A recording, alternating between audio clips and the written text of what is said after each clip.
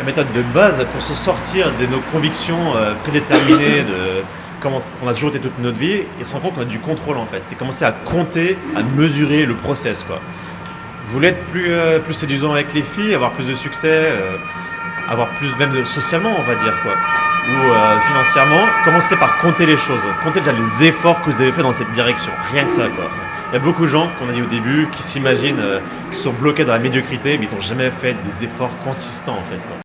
Et c'est James Poprisme. Aujourd'hui, on va parler de succès, de la réussite personnelle et du développement personnel. Et plus précisément, la différence fondamentale entre une personne qui va réussir dans sa vie et ce qui va entreprendre, qui va atteindre vraiment son plein potentiel, et une personne qui va jamais rien faire de marquant de sa vie. Et plus précisément, on va parler d'un terme psychologique qui s'appelle le locus de contrôle. Donc c'est une vidéo où on va aller en méga profondeur sur tout ce qui est relation homme-femme, sur le business, sur l'ego, sur le stoïcisme. Donc si tu es intéressé par ce genre de sujet, je pense que tu vas vraiment aimer. Et tout de suite, on va définir en fait ce que c'est le terme au final du locus de contrôle, qui est un terme psychologique qui a été utilisé la première fois par Julian Reuters en 1954. Je te mettrai le petit lien Wikipédia dans la description. Et qui est vraiment, on va dire, un facteur déterminant qui sépare les gagnants en fait et les perdants. Mais avant ça, bien sûr, tu connais la routine. Si tu as apprécié ce genre de contenu à la fin de la vidéo, n'hésite pas à t'abonner à cette chaîne et de cliquer sur la cloche pour être prévenu des prochaines grosses vidéos qui vont sortir. Donc la définition exacte du locus de contrôle, c'est la tendance que les individus ont à considérer que les événements qui les affectent sont le résultat de leurs actions, ou au contraire, qui sont le fait de facteurs externes sur lesquels ils ont très peu d'influence.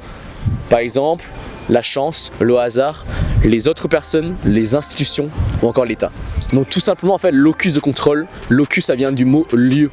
Donc littéralement où se situe le contrôle? Est-ce que tu as l'impression que c'est toi qui es en contrôle de ta vie, de ton destin, ou que tu as l'impression que en fait c'est des facteurs extérieurs où tu n'as pas trop d'influence dessus? Est-ce qu'en fait tout simplement tu es actif, que tu es en contrôle, ou là en fait tu es plus passif que tu subis?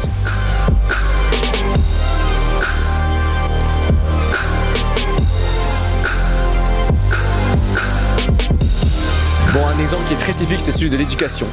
Donc tu vas passer un concours qui est ultra dur, tu l'as pas réussi. Donc soit en fait tu peux te plaindre en mode putain mais cette année le concours était ultra difficile, c'est quoi zélé, il y avait des questions qu'on n'avait pas prévues. En mode l'examinateur je trouve qu'il a pas aimé ma tête, il va mettre un 0. Ouais, tu vas te dire ok, genre ce qui s'est passé c'est passé, genre je n'ai pas une note que j'avais pu espérer. Donc maintenant c'est qu'est-ce que je vais faire de mieux pour la prochaine fois. Donc en fait la grosse conséquence qui va en découler, c'est que le premier va juste être bloqué sur cette situation avec l'énergie négative, et tandis que le deuxième a place juste cette énergie juste pour se plaindre et va essayer tout simplement de résoudre ses problèmes pour la prochaine fois, de s'améliorer. Alors qu'on sait tous que dans l'éducation, enfin c'est un bordel sans nom, genre à chaque fois tu as des profs de merde, ce genre de choses, on est tous passés par là. Mais par exemple, personnellement, il y a on va dire de nombreuses années quand j'étais au lycée, j'avais un prof d'allemand qui était exécrable, j'avais toujours 3 ou 4 de moyenne, donc à chaque fois ça plombe ma moyenne, déjà j'étais en S, non bref, genre c'était vraiment la merde. Et je pouvais pas faire grand chose, enfin tu vois je veux dire c'est ton prof d'allemand, genre il t'est attitré, en fait tu peux juste subir. Ce que j'ai fait c'est que j'ai menti donc au lycée en disant que j'avais le niveau adapté au chinois pour faire LV2, donc j'avais LV2 allemand, donc j'ai pu remplacer ce LV2 allemand par le LV2 chinois par correspondance, et alors que j'avais pas du tout le niveau, hein. C'est juste que j'avais une tête d'asiate donc ils m'ont cru, alors que genre je parlais pas chinois ou très peu, parce que je me disais tout simplement que j'avais plus de chances de faire ces cours par correspondance, de m'arracher le cul pour on va dire me remettre à niveau, j'avais plus de chances de faire ça et de m'en sortir que au final de rester avec ce prof qui n'a aucune pédagogie, qui est ultra chiante, et de réussir en allemand ou être même juste passer en allemand. Donc au final on peut toujours trouver deux solutions même si c'est assez improbable. Donc encore une fois de comprendre qu'en fait notre champ d'action est beaucoup plus grand de ce qu'on pense, et la seule question que tu dois te focuser dessus c'est ok comment je pourrais faire pour changer ma situation, et non à quel point en fait cette situation est merdique. Un autre exemple qui est ultra typique dans le domaine du développement personnel, c'est tout simplement la musculation. Tu vois, à chaque fois il y a plein de gens qui sont pas on va dire satisfaits de leur corps, qui sont trop gros ou trop maigres genre comme moi, et en fait à chaque fois ils sont en mode non mais genre j'ai pas le temps, voilà c'est génétique, tu vois, c'est génétique, genre je peux rien faire, c'est mon corps, genre c'est mes gènes, c'est biologique. Tu vois ils sortent une étude en mode ouais genre les ectomorphes, les métamorphes ou je sais pas quelle connerie, et je l'ai lu bien sûr cette étude, mais au final si tu n'as pas la mauvaise foi et que tu vas même chercher juste un petit peu on va dire à creuser un petit peu dans la musculation, tu vas voir que ça n'a aucune importance. Ce qui veut dire si tu regardes une vidéo même d'introduction à la musculation qui est un peu bien faite, tu comprends que les différences entre les différents types de corps en fait ne sont pas aussi grandes qu'on le pense et ne sont surtout pas aussi grandes pour que ça t'empêche d'avoir le corps que tu veux. Genre moi par exemple, genre je fais partie des ectomorphes et au final je dois juste manger genre 400 calories par jour en plus que les autres. Genre ça veut dire quoi? Ça veut dire ouais c'est quoi? C'est genre 2-3 barres de chocolat, genre 4-5 beignets, enfin j'en sais rien mais tu vois c'est pas grand chose au final. De tout simplement derrière le locus de contrôle il y a aussi une question d'intention. Est-ce que tu es de mauvaise foi? Est-ce que tu t'auto-sabotes? Parce que tout simplement pour t'améliorer, bah il faut faire d'abord un bilan et savoir où est-ce que tu en es dans le domaine où tu es.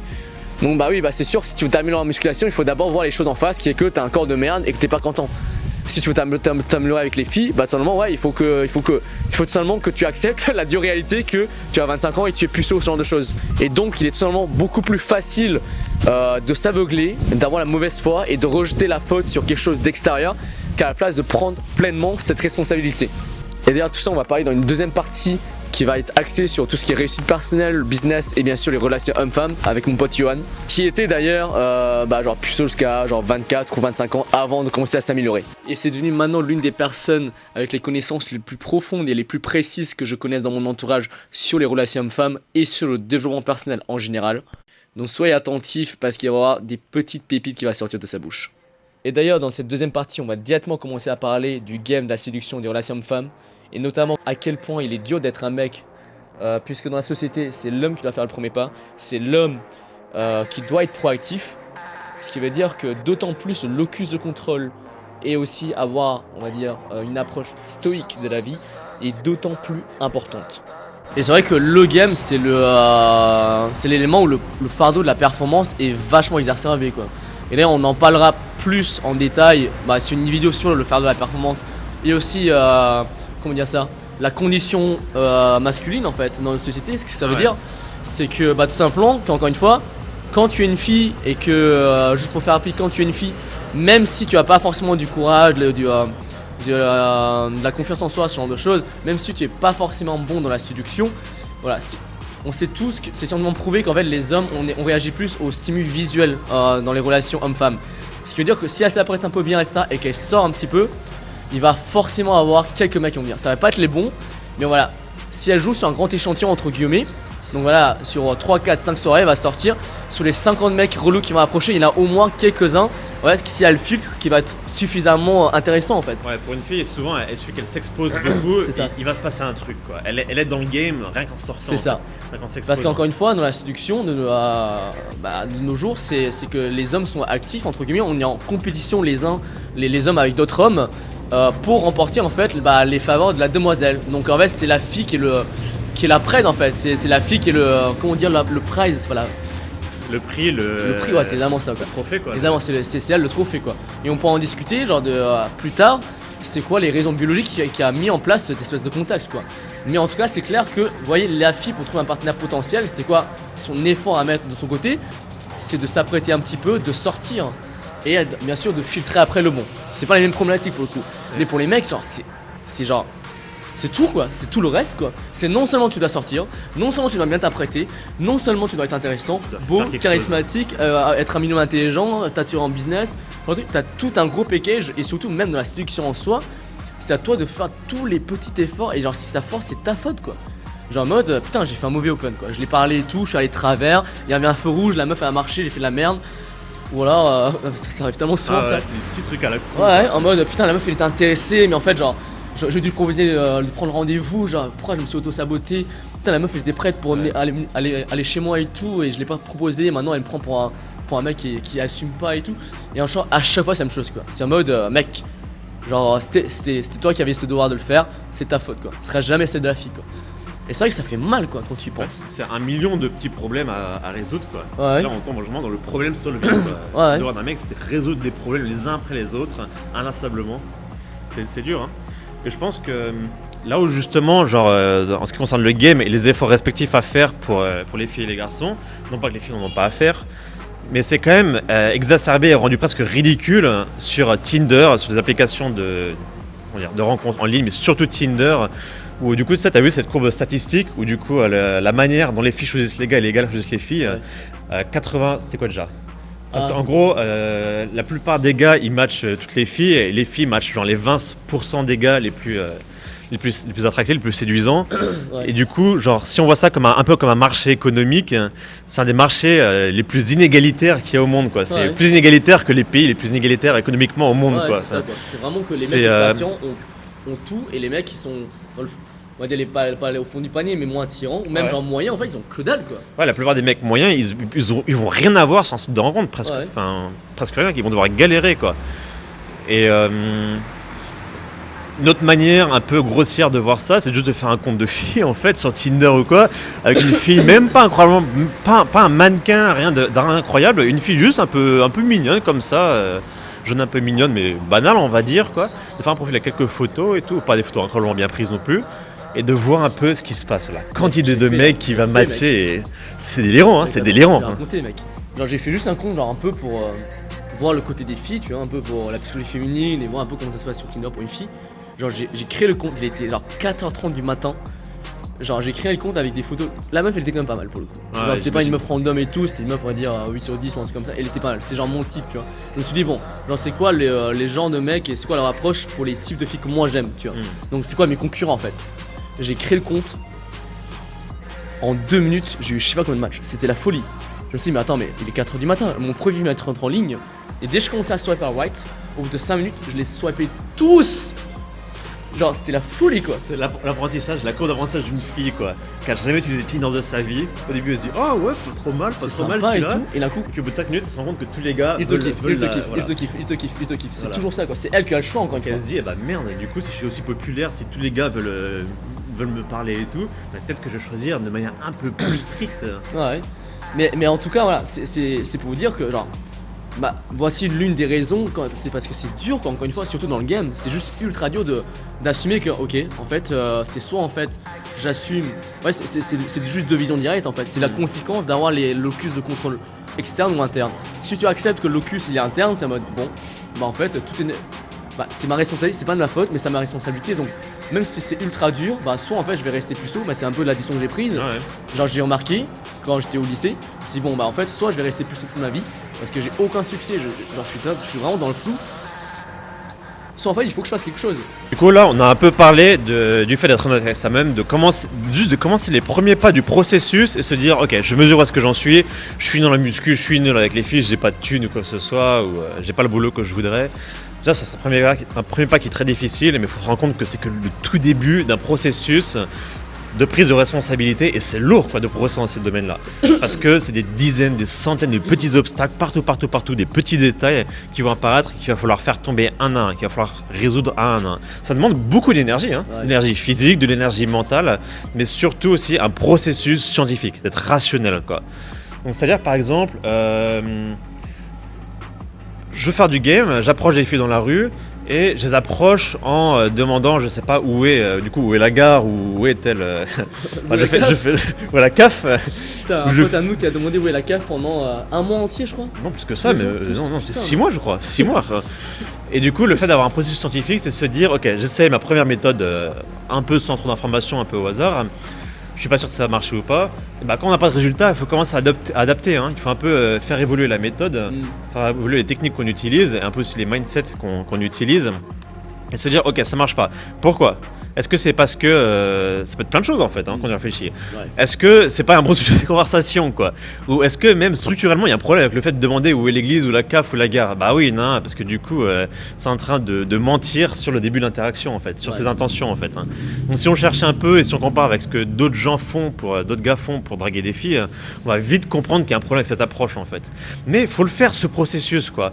Faut réfléchir consciemment à ce qu'on fait, l'analyser et surtout comparer avec ce que font les autres gens. Ouais. Comparer avec les solutions bien établies des gens qui réussissent. La comparaison de situation A à situation B, situation A marche pas, situation B marche bien. Quel est le seul paramètre, la seule variable qui a été changée entre les deux modèles, entre les deux approches. C'est ça la base de la méthode scientifique en fait. Quoi. Ouais. Comparer deux situations et voir la petite variable qui fait changer les résultats. Et comme dit, bah, ce qui veut dire qu'avant ça, bah, c'est ce qu'on a dit avant, une espèce de honnêteté avec soi-même et une ouverture d'esprit à, bah, en fait, accepter que la solution B est est meilleure que la Ouais. solution actuelle que tu utilises, quoi. Et accepter que t'as faux tout le temps en fait. Ouais, et en fait, bah, encore une fois, on revient vraiment à ce truc, bah, c'est un problème bah, d'ego, tu vois. Genre tu sens que ton ego il est attaqué quoi, t'as pas envie de te dire non mais j'ai 23 ans et je suis puceau. Ou alors que putain genre j'ai 35 ans, il y a mes potes genre qui sont super successful et moi je suis encore SMIC. Ça fait ultra mal au cul de se dire ça quoi. Donc et ça nique l'ego, ça fait vraiment mal quoi. Je trouve ça d'ailleurs vachement intéressant cette histoire d'accepter de remettre en cause ces modèles de la réalité, de se dire bah je pensais ça et ça marche pas, ou c'est pas comme ça la réalité, c'est pas comme ça les gens et tout. Donc déjà c'est pénible pour l'ego comme tu viens de dire. Et en fait c'est marrant parce que les gens qui ont un locus de contrôle externe du coup, qui ont du mal à changer leur modèle de réalité, ils disent non ça doit être comme ça et ça va pas changer et j'ai raison et tout. Ils sont très rigides dans la personnalité.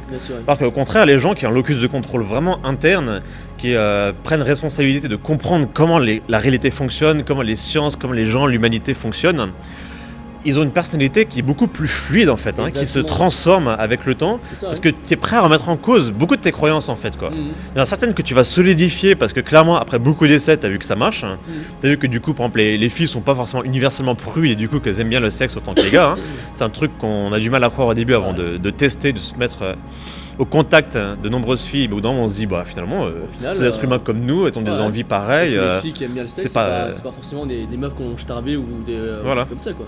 Et on commence à remettre à jour un peu son logiciel interne en fait. Et à force de faire ça, les gens qui font ça beaucoup, ils ont une personnalité qui évolue vraiment très rapidement en fait. C'est une personnalité fluide en fait. Faut être fluide comme l'eau un peu et se mixer avec la réalité et comprendre comment ça marche en fait. Mais en fait c'est vachement lié encore une fois à l'ego etc. Donc c'est presque des trucs un peu dans le zen non là c'est la destruction de l'ego total. Exactement quoi, c'est un peu ça quoi. Et l'une des, on va dire quelque chose d'assez compréhensible pour les personnes qui connaissent pas tout ça, c'est juste se dire ok, que se détacher ta personne, genre arrête de voir ta personne qui est liée à certains éléments ou certaines valeurs quoi. C'est juste quoi. C'est juste complètement différent. Genre en fait essaye de le voir plutôt que genre toi tu es là, enfin même si c'est une mauvaise interprétation, toi tu es là et en fait tu trimbales en fait des bagages, des valeurs, ce genre de choses en fait, genre des bagages qui représentent des valeurs, qui représentent des stratégies. Et s'ils sont pas optimales ou s'ils sont faux, tu les enlèves et tu en prends de nouveaux. Mais ça ne change pas toi-même en fait. C'est juste une façon d'illustrer ça de façon très très simple. Mais c'est un peu ça en fait. D'arrêter de se dire non mais attends, je suis une personne qui vote à gauche. Je suis une personne qui dit que qui est timide, qui est introverti, qui est ectomorphe, qui est de telle origine. Donc et je vais jamais changer, et donc la réalité va être comme ça, le monde va se comporter comme ça avec moi. Quoi. Parce que je suis asiatique et que moi je suis en France, il y a du racisme, je sais pas quoi, j'arriverai jamais à grimper les échelons, j'arriverai jamais avec les filles, parce que je suis ça. Il y a toujours un truc quoi. Imaginez ce qu'on dit pour les roues. Non bref, ils l'ont dur. Donc encore une fois, il faut vraiment détacher, prendre du recul et de se dire ok, est-ce que je suis émotionnellement atteint par ça? Est-ce que c'est mon ego qui réagit quand on me donne une nouvelle solution?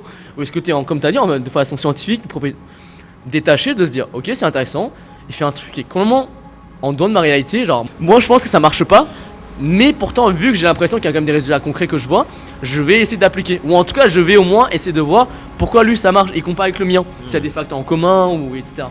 Je pense que c'est ça qu'il faut faire quoi. D'ailleurs l'idée à laquelle on touche les quelques dernières minutes, c'est ce que Paul Graham du coup un mec qui fait l'entrepreneuriat très très connu, il appelle un concept qu'il appelle minimiser son identité en fait quoi. C'est d'enlever, de supprimer un peu les croyances, les valeurs qu'on a dès qu'elles sont fausses en fait, et d'être très flexible, très fluide avec la réalité en fait. Ce qui veut dire concrètement en fait de chercher des personnes qui ont les résultats que nous on voudrait avoir, et tout simplement de se taire et de limiter. Et surtout ne pas se fermer un peu, il faut sûrement pas se fermer mentalement à mais ce mec là ok il a plein de résultats avec les filles mais il s'habille, il se présente de manière trop extravagante, ça me correspond pas, ou il a trop l'air confiant et c'est un peu too much pour moi, c'est pas mon image et tout. Et à un moment il faut arrêter parce que avec ce délire, parce que le fait est que ça marche pour lui, ça marche pas pour toi, du coup tu veux quand même imiter des petits bouts de ce qu'il a. Et c'est ça ce processus d'imitation qui est important. Il faut être au contact de ces gens qui réussissent avec les filles ou en sport ou au niveau business. Ceux qui réussissent, mais en plus parce qu'ils peuvent transmettre leurs connaissances de manière claire et pédagogique, il faut leur faire confiance à ces gens-là en fait. Ils ont quelque chose à transmettre et tout le monde a une personnalité différente, tout le monde a des styles de game, des styles vestimentaires différents, mais chacun dans son style, il y a quand même peut utiliser les mêmes vérités générales pour réussir. Et c'est ça, c'est règle universelle qu'il faut essayer de choper, de comprendre et d'appliquer à soi-même quoi. Donc c'est vraiment à ce moment-là qu'il faut faire preuve un peu d'abnégation quoi, de mettre son ego de côté, de se dire ok. il y a un truc nouveau que je pourrais implémenter dans ma vie, dans ma manière de penser, je vais l'essayer. Bah, c'est carrément une philosophie stoïque, quoi. Ouais, exactement. Exactement. Et ça et en fait, bon, genre, c'est vrai que ça se rejoint beaucoup au final, hein, même des trucs qui n'ont rien à voir, la philosophie stoïque, zen et tout. D'un autre côté, pour un peu revenir au tout début, un peu boucler la boucle, ce qu'on a dit au début, il faut voir le stoïcisme, il te dit aussi, il y a des aspects de la réalité que tu pourras pas changer, c'est ça la nuance, dont tu n'es pas responsable. Ouais. Et il faut l'accepter tel quel, quoi. Ok, donc téléportation incroyable jusqu'à chez moi, vu que la caméra est coupée. Donc en fait, on disait tout simplement que oui, que le monde finalement n'est pas alors toute belle, qu'il y a des défauts, donc ouais, on nuance un petit peu tout simplement, qu'il y a vraiment des injustices et des choses que, à première abord, bah, c'est sûr que vous pouvez pas faire grand chose directement, quoi. Si d'un coup le président Macron décide de vous taxer 20% de plus, ça va être compliqué immédiatement de réagir. On va s'afficher, on va être énervé contre la règle extérieure, contre l'événement extérieur. Mais d'un autre côté, bah c'est fait quoi. Ouais. Il faut déjà accepter le fait comme réalisé, ça c'est le stoïcisme. C'est ça quoi. Genre dire qu'est-ce que je peux faire moi. Ouais voilà. Genre qui me sont, c'est quoi les actions qui me sont disponibles maintenant quoi. Et c'est un peu marrant, mais genre c'est vrai que t'es un petit aparté de ma vie stoïque quand j'étais au lycée. Pour justifier le fait que j'étais en retard. Genre j'arrivais toujours en retard quoi. Mais genre je courais, tu vois, donc ça c'est de l'action si tu veux. Et genre qui me soit disponible, c'est d'aller le plus vite possible. Mais quand j'allais dans le métro, dans le bus, je peux plus rien faire quoi. Je peux pas genre toquer chez les contrôleurs pour me dire mec accélère ou rate des stations pour que j'arrive plus vite. De stresser non plus. Exactement. Donc à ce moment-là, bah genre t'es un peu pas condamné, mais t'es en mode je peux rien faire, faut juste que je patiente quoi. Donc c'est un peu ça le délire quoi. Ah c'est un peu ça l'idée effectivement. Ouais. Donc tu fais sur la distance que tu peux. Tu fais le maximum, mais faut juste laisser les choses arriver. Quoi. Donc James qui était stoïque à la fac et au lycée parce qu'il était en retard. Sans le savoir. Voilà, sans le savoir. Mais et aussi même plus loin, en fait, il y a ce côté où, ok, parce que c'est vrai qu'il y a quand même beaucoup de gens qui se plaignent, notamment de la politique, les institutions, ce genre de trucs. Mais à la place de se plaindre, pourquoi pas utiliser cette énergie? Donc tu vois, c'est le locus externe. Pourquoi pas utiliser cette énergie à la place pour être proactif? Donc la question c'est, si tu n'es pas d'accord avec les règles actuelles, pourquoi toi, tu n'essaierais pas de changer ça? Donc là, on est en train de directement dire, en fait, participer à la politique, à la vie sociétale, en fait. Ouais, concrètement, l'idée on a beaucoup d'énergie mentale et physique, mais dans quoi on la met? Ça vous énerve et tout, voilà, c'est ça, quoi. Le locus de contrôle externe, ce sont les gens qui mettent toute leur énergie pour commenter et critiquer ce que les autres gens font. Le locus de contrôle interne, c'est mettre son énergie pour l'action, quoi. C'est ça, ouais. C'est-à-dire que ce que moi, je peux changer d'un niveau individuel, dans mon petit groupe, dans ma famille, dans mon groupe d'amis autour de moi, ou à petite échelle, mais autour de moi, qu'est-ce que peux-je faire pour changer dans la communauté à grande échelle, on va dire, dans le monde entier, quoi. C'est la personne. Un niveau d'action différent en fait. C'est la personne qui se plaint à chaque fois en mode putain et tout, genre j'aime pas telle loi et tout. Genre. C'est comme de politiciens. Ouais, genre putain, ils ont encore augmenté la TVA et tout.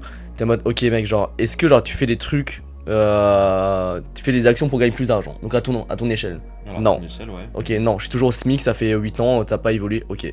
Genre, est-ce que tu fais des actions proactives? Genre, je sais pas, est-ce que tu fais partie d'un syndicat? Est-ce que tu fais partie d'un parti politique? Est-ce que tu votes? Ou si tu veux pas voter, est-ce que tu crées une alternative au vote? Tu essaies d'éduquer les gens autour de toi. Ouais, et au final, la plupart des gens, pour la plupart des gens qui se plaignent, c'est non plus quoi. Donc en fait, genre, comme t'as dit, en fait, genre, ils font que de se plaindre. On n'a pas le temps pour tout, en fait. Soit on se plaint et on commande, soit on agit. Ouais. Et c'est les premiers, les commentateurs et les critiqueurs, ils ont toute leur attention sur ceux qui font quelque chose, en fait. Exactement, c'est ça. Et ceux qui font quelque chose ont leur attention sur l'action elle-même, sur la résolution des problèmes. Donc au final, on revient, en fait, à cette conclusion que pourquoi les gens qui ont le plus de succès, c'est des personnes qui ont un locus interne, parce que c'est les seules personnes qui agissent réellement en fait. Donc bon, je pense qu'on a fait une bonne conclusion. On va juste récapituler les grands points dans la pratique, comment implémenter. Exactement, dans la pratique. Vidéo, en fait, ouais. Du coup, l'idée qu'il y a cette dualité entre les gens qui ont un locus de contrôle externe, qui regardent, qui commentent mais qui font rien, et ceux qui prennent avec un locus de contrôle interne, qui prennent la responsabilité en eux-mêmes de tout ce qui leur arrive, dans la mesure du possible, dans la mesure de ce que la réalité leur permet. Ça se traduit par, du coup, de l'honnêteté intellectuelle, de la transparence avec soi-même. C'est désagréable, mais c'est un processus qui est vraiment nécessaire. Et notamment, quand on avait dit, une chose pour beaucoup aider cela, c'était de détacher notre identité, notre ego des valeurs en fait qu'on pense avoir. Moi je suis un mec romantique. Moi je suis un mec qui est plus en mode je veux juste genre une fille dans ma vie et genre plus rien d'autre quoi. Boum. Ne pas s'identifier à Voilà. des choses simples. Moi je suis un mec de à des gauche. vérités simples, à des critères de Voilà, valeur c'est ça, simples quoi. comme ça. Non, On peut changer, tout le monde C'est change. ça. Et au Ah. contraire, viser une personnalité voilà. fluide. Il faut plus penser et que changeante. je suis pas une personne de gauche, mais je pense à l'heure actuelle que la politique de gauche serait une bonne chose pour l'humanité. Mais s'il y a des faits qui prouvent le contraire, je suis prêt à dire en fait non, c'était pas le cas.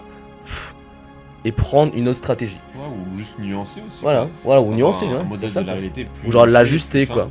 Alors qu'il y a pas des gens qui disent je suis une personne de gauche, je crois à ça comme dogme. Quand ils vont présenter, enfin, c'est ce qu'on a dit quoi. On peut rester de gauche, mais avoir Ou de droite. une vision plus nuancée que Voilà. Genre, rajouter des éléments de droite ou même juste quelque chose qui n'est pas Ouais. dans cette politique et habituelle dans notre pensée politique. d'ailleurs, c'est un peu hors sujet, mais allez, je le balance quand même. C'est vrai que la plupart des gens en fait qui font ça, genre ils veulent juste se sentir appartenir à un certain groupe, tu vois. Je suis une personne de gauche qui pense ça comme dogme. Alors que la Sans les personne, nuances, quoi. voilà. Alors la personne qui se remet toujours en question sur ses choix politiques, donc en fait, tu vois, il y a un peu cette volonté pas personnelle, donc presque égoïste, en mode moi je reconnais dans ce groupe, donc je défends ses idées pour me sentir appartenir à ce groupe. Ouais. Mais en fait, il est plus en mode non, mais en fait, moi je suis comme un scientifique, je réfléchis toujours pour le bien de l'humanité, de la société. Donc c'est quoi la stratégie optimale? Et c'est quoi? S'il y a une nouvelle stratégie qui contredit pour l'instant mes données, c'est pas grave, et c'est même tant mieux parce que je vais améliorer ça pour encore une fois contribuer à l'optimisation de la stratégie pour l'humanité, la société, etc. Donc en fait, tu vois que même il y en a un qui est vachement high vibration et Ouais. l'autre c'est genre juste des besoins primaires d'appartenance quoi. Et comment on explique ça avec le locus de contrôle? Bah du coup là t'as un locus de contrôle interne par le fait que tu chopes pas l'idéologie qui t'est donnée par le parti, par les journaux, par la télévision, mais tu la revisites avec plus de détails, plus de nuances. Ouais. Tu décides quelles sont les nuances à ajouter. Hein, quels Exactement, sont ouais, c'est toi qui es les cas proactif limites tu vois, qui intellectuellement marchent quoi. plus. Voilà, c'est ça quoi. Mm. Donc tu prends la responsabilité de mieux comprendre la politique que comment on te la fournit comme ça sur un plateau en fait. Ouais, donc là on a parlé d'ego et bien sûr on a parlé aussi D'identité, quoi, de ouais, valeur. d'identité et bien sûr ce qui est important aussi bah, c'est ton entourage et notamment bah, C'est c'est quand même assez dur de vérifier est-ce qu'on a un locus interne ou pas ou genre essayer de voir si on est positif ou négatif, c'est quand même assez dur tout seul. Donc s'entourer des personnes qui ont déjà du succès, avoir Des mentors Qui ont- un voilà, peu, ou qui ont- des camarades on va dire. qui ont déjà un locus Qui sont genre un peu interne plus- et dernièrement bah, le fait que vous allez traîner de plus en plus avec ces genres de personnes bah, ça va être un miroir quand ils vont vous dire Voilà, eux ils ont plus de facilité à vous révéler révéler, ouais. révéler en fait bah, que vous avez à ce moment-là des pensées négatives, à ce moment-là un locus externe et tout en mode mec arrête de te geindre et tout et va open cette fille quoi. Arrête de te geindre et sérieux genre ça, genre commence un business, arrête de penser ça quoi. Bref donc voilà, j'espère que vous avez aimé cette vidéo, elle a été un peu longue sur le succès. Mais si tu es intéressé par ce genre de vidéos sur le business, le succès, le développement personnel, encore une fois, abonne-toi à cette chaîne, partage cette vidéo et